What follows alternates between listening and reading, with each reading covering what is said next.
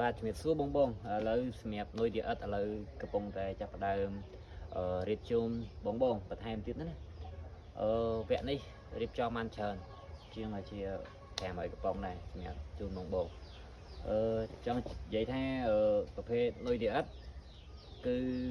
នៅតែធ្វើជូនបងមិនថារដូវកាលចុងខែរដូវកាលដើមខែទេបើចាស់ស្ដែងនៅខាងកំពង់ចាមរៀងខាងខ្ញុំចេះវាចង់ដៃបន្តិចដោយសារវារៀងខ្សត់ទៅឥឡូវណាតែបើខាងបងណាដែលតំបន់តែនៅត្រូវតែមានតែឆ្លាំងវានៅតែមានអញ្ចឹងណាបងបាទបងនុយឌីអិតខ្ញុំគឺសម្គាល់សម្រាប់ផ្លាកឈ្មោះគឺមុខខ្ញុំផ្ទាល់តែម្ដងបាទហើយសាច់នុយបងស្គាល់ហើយអ្នកធ្លាប់យកទៅលេងយកទៅលក់បន្តដឹងហើយបងគឺប្រភេទបែបនេះម៉ត់ធានាថានុយធម្មជាតិអត់ស្អុយជាប់ដៃទេវាមិនថាមិនស្អុយវាស្អុយតែយើងលាងស្ប៊ូតែម្ដងទៅគឺយើងបាត់ហើយអញ្ចឹងសម្រាប់នុយបងអាចត្រូវការកបងបានសម្រាប់បងយកទៅលក់បន្ត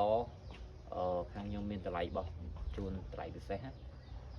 រដូវកាលណាក៏លេងបានដែរមិនថាខែប្រាំងខែវស្សាទេសម្រាប់បើមានត្រីឆ្លាំងមានស៊ីបងណាអញ្ចឹងបងអាចតាក់ទងបានអាចសួរក៏មានបន្ថែមអាចតាម TikTok តាម Telegram តាម Page របស់ខ្ញុំដែលខ្ញុំផុស